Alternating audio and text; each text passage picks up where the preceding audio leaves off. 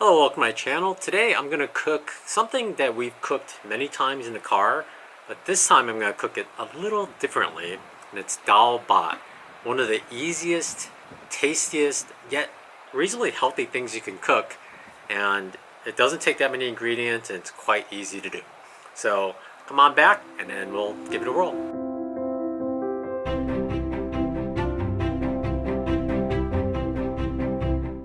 So we've cooked this before in a regular pot, but the thing different I'm going to do this time is I'm going to use this. This is a 1 liter thermal cooker. It should be big enough for what I'm going to cook because it takes 3 liters of water, or 3 cups of water and a cup of red lentils. But what this is, it's a thermal cooker. What you do is you open it up and there's actually a pot inside. And you just put this on a stove, you let it cook, you let it boil for a few minutes, and then once everything's nice and hot, you put it in here, and the residual heat will cook it over 2 hours, 3 hours. Some recipes will call for longer time, some will be less. This version is a vacuum sealed pot, and it gets hot and it stays hot for hours. I've had things in here for 4 hours, and it still will burn your mouth. But here's a nice little pot. It's good for maybe 1 or 2 people on the road. Definitely not more than 2, but for 2 I think it'll work out really well. I've tried a different one before where I had 2 pots and they just didn't heat up as well. They were too big, and also they used insulation instead of a vacuum seal, so it didn't stay as hot as this one does. This one stays hot a lot longer. Of course it's a little smaller. For 1 person, it's ideal for 1 meal and leftovers. The first ingredient is 2 tablespoons of ghee or oil. So I'm just using butter. Ghee is basically clarified butter, similar enough. And you want 2 tablespoons, so I got a tablespoon here. So I'm just gonna dig out about 2 tablespoons. This one's already salted, but I'll just add a little less salt later. But you pretty much deal with what you have. I usually don't carry oil in the car because I don't want it falling over and spilling, so I just have butter, and I use butter on bread all the time, so butter it is. Is that about 2 tablespoons? I think it's about 2 tablespoons. I'll just plop it in the pot, and we're gonna basically saute the onions in here. We're gonna chop up 1 whole onion and saute it down there. This is arguably one of the messiest part of the whole cooking in your car, is cutting up an onion, because it's got a very strong odor. Once you cook in the pot and you clean it out, cleaning it's okay, but onion's pretty strong. But believe it or not, we use 1 entire onion for a little bit. It sounds like a lot, but it actually winds up being pretty good. So 1 whole, I'd say it's an average size onion, not medium, not large, but somewhere in between there. Unfortunately, it's kind of windy today, and tomorrow won't be any better, or the day after, and I really have to use this onion because I bought it. So I don't know how everyone else chops onions. This is the way I've done it. It's okay. There's a little waste, but you know, it is not going to burn my eyes at all. It's one of the nicest things about cutting onions outdoors, especially when it's windy. Now, the hard part is not letting the small onion pieces fly off in the wind. I always keep some paper towels nearby when I'm cooking anything. I'm going to use wet wipes and some soap later. Get rid of the onion smell. Alright, that's really it. That's all the cutting you do, is just the onion. So next up, we are going to saute the onions in the butter until they're translucent. And then we're going to add the spices and a little bit of water we found. Otherwise, the spices kind of soak up the oil and it kind of burns the bottom of the pot. So we'll add a little bit of water. And overall, we're going to follow the recipe exactly, except we're not going to put in as much water, because this pot is just a little too small for the entire recipe. So we'll just fill it just under.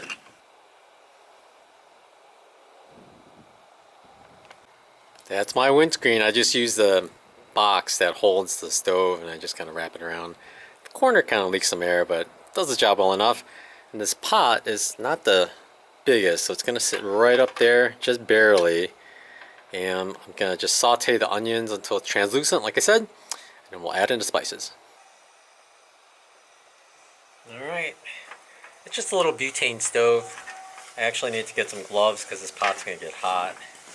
It doesn't really have a handle. Ooh, gotta lower the heat. It's already too hot. It's not super translucent, but it's translucent enough. It's turned mushy, so I am going to start adding the spices and a little bit of water. The recipe calls for a 2-inch piece of ginger grated, but I found it's just easier to use ground ginger powder just because you can buy it and keep it around. You don't have to keep buying little sticks, and they do dry up and go bad, whereas the powder lasts much longer. So 2-inch piece, so I would say that's a tablespoon easily, 2 inches, and then I'll just put it in there. I heard somewhere that if you use ground ginger, you should add a little less than real ginger because it's more compact down. So, but I like it gingery, so I'm gonna add a full tablespoon. If the wind doesn't blow all the spices off my spoon. 1 tablespoon ground ginger. Next up is 1 teaspoon of ground coriander seeds.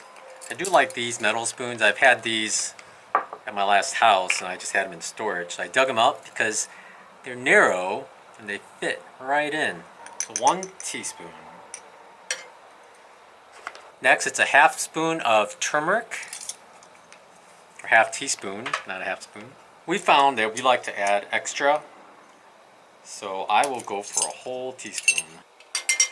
The recipe calls for half a teaspoon of red chili powder, but I like it spicy and Tina's not here, so I'm going to go all out and add a full teaspoon. Except this chili powder isn't as hot, so I'm going to add in 2 teaspoons to make it nice and spicy. You gotta really time when you pull the spoon out of the seasoning with the wind. Wait till the gust is over before you pull it out, otherwise the top goes flying. Next, it's 1 teaspoon of salt. We found we always try to go light on the salt, and it always winds up being a little bland. So I am going to add just under a teaspoon of salt. Just a little under. And maybe I'll just do it the same. Okay. That's really it. That's all the seasoning you need. After this, once you get it cooked a little bit, you add in 3 cups of water and 1 cup of red lentils. We tried brown lentils before, but it tastes different. The red is definitely way better, so stick with red. And red will also cook softer. It'll become more of like a stewy mixture instead of mostly lentils. But let's cook this up for a little bit and then we'll add in the water and the lentils. For the lentils, you really have to wash them. It's kind of tempting to just skip the washing step. The problem is, when you wash it one time, you see how much starch comes off. And you know that that's going to be really, really thick Dal Baht if you don't wash the extra starch off. So 1 cup. So I'm just going to use this cup and rinse it out, and then we'll add it in a little later. Mixing it up right now. One benefit of soaking it for at least an hour is you get less gas. The chemicals that produce gas kind of get leached out in the water. But I'm by myself and it's gonna be a cold night, so it's alright. I just want the starch out, and you can see the water is really thick. Alright, it's cooked in well enough. It doesn't have to be thoroughly cooked in. I guess the reasoning is they want you to fry it with the oil and the spices so the onions absorb a lot of that flavor, but it's alright. So I'm just going to add this in here. The reason I just adjust, you're supposed to add 3 cups of water, but there's still a little water in here even after I drained it. So I'm just going to add water after I add this. So let's try to pour this in without getting it everywhere. Also, I use water to rinse out the rest of the lentils. It's hard to gauge exactly how much water goes in there, but I guess I have a bottle so I can measure. So that's about 3 cups, because this is 4 cups in a bottle, and I used some to rinse it and poured it out. And I'd say about 3/4, a little more than 3/4 is in, so easily follow the recipe right on. I thought it was a 1 liter pot, but I think it's 1.5 liter, which is actually perfect for this recipe. The way the thermal cooker works is you want to get it to a boil, so it's boiling hot. Put the lid on for a while, let it simmer for about 5 minutes, and then put it straight into the thermal cooker. This lentils I find cook pretty easily, so I'm going to do this. I'm just going to let it boil for just a couple of minutes and then toss it in the thermal cooker, because I find that thermal cooker is super hot. And then we'll just let it sit for 3 hours. Some recipes say 4, some say 2. It differs. I've mostly used this thermal cooker to cook rice and lentils, like a combination of rice and lentils. And generally I find after 2 hours, rice and the lentils are cooked. In fact, the lentils are usually a little overcooked. So 2 hours actually fine. This one has a lot more water, so I'm just going to let it cook for 2.5 hours. Red lentils do cook quicker than brown lentils though, but 2.5 hours should be fine. That'll work out great because I'm actually going to cook up a little batch of quinoa as a side for this. Normally I would use rice, but cooking quinoa is so easy, and I think it would go really well as a carb component of this. Although the lentils have a lot of carbs, so you can eat this by yourself, but I prefer to eat it with something else. One thing I was tempted to do is get this ready and put it in the thermal cooker while I drove. But as you can see by the water level, if you're driving, you have to make sure that water level doesn't splash over the sides. Otherwise it will spill all over inside there and it will just be a huge mess. Because the outside of this will be still hot, so it's going to basically just dry it all on the inside. It'll be a mess, and I figured that's not possible. So I like to do it when I'm sitting around for a couple hours at camp. I tasted it with my spoon, and I gotta say, oops. It's extremely spicy. Did I replace the cayenne pepper at some point? Maybe I put some newer, hotter ones in. It's very spicy. I was thinking that I know how Tina feels now. My lips kind of burn a little. It's going to be a spicy one. Hey, accidents happen. Now that it's starting to bubble, we'll just give it a couple minutes and then we'll toss it into the thermal cooker. It's important to, as soon as you turn off the flame, get it in there as soon as you can and seal it up quickly to retain as much heat as you can. And once you do this, generally I won't leave it outside because the wind will actually still cool the outside just from convection. So what we're going to do is just put it inside the car, somewhere where it could just sit straight up. You don't want to tilt it too much because that liquid will go all over. But that's it. Now you start the timer and start on the quinoa. It's 3:30 now, and quinoa only takes a couple hours to cook. And I'll show you how I do that here. But that's all it is, and we'll come back after a couple hours and see what it looks like.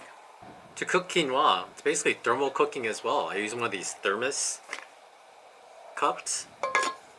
You just basically have to get quinoa and water in here at basically a 2-to-1 for water to quinoa ratio. So you want double the water as the quinoa.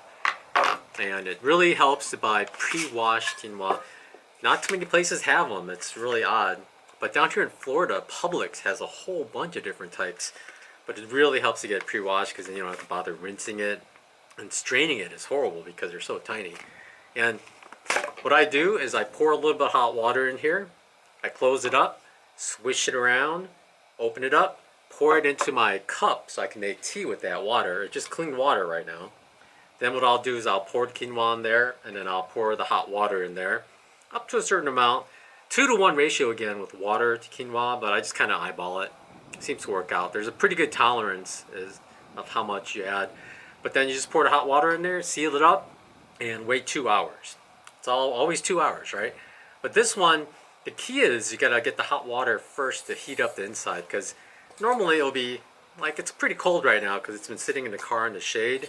So you want to get some hot water in there to heat up the inside as much as you can, and then you pour it out because that water is not going to be boiling hot anymore.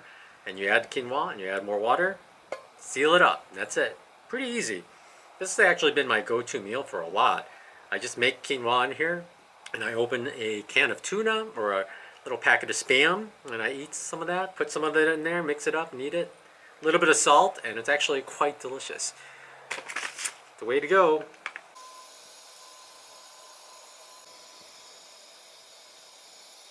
The water's hot enough for now. It's starting to boil. Hasn't gone full on rolling boil, so I'm just going to pour this water in here now. And then I put this back on the stove, and that's going to boil up some more. And for now, what I do is I swirl it. You don't want to shake it because the water gets up there.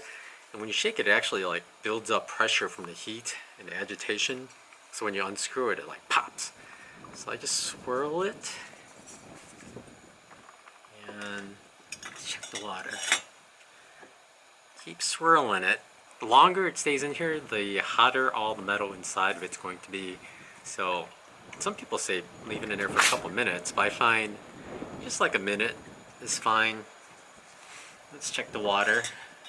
Still bubbling, so what we're going to do is unscrew it.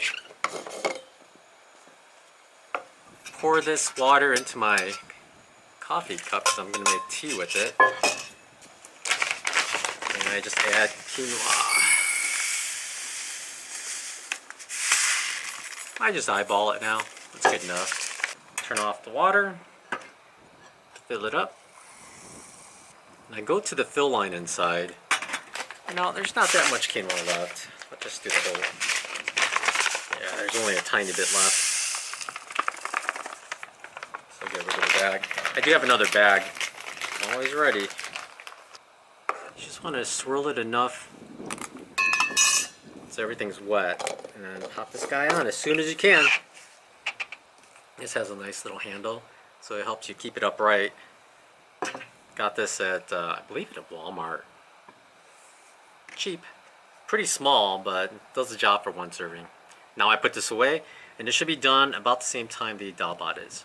It's dark now, so I'm going to do this outside, and I'm going to take it in and eat. Let's see how this came out. It smells good.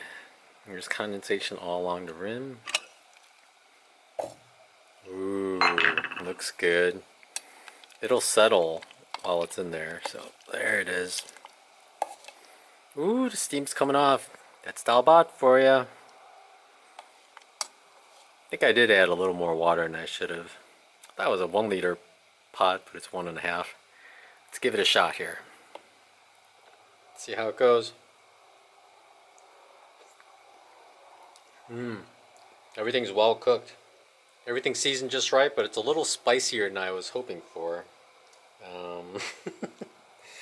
But that's why I have the quinoa, because you could eat it. Good. Alright, I'm going to pack it up, head inside, and eat. That's basically it. That's my Dal Baht recipe.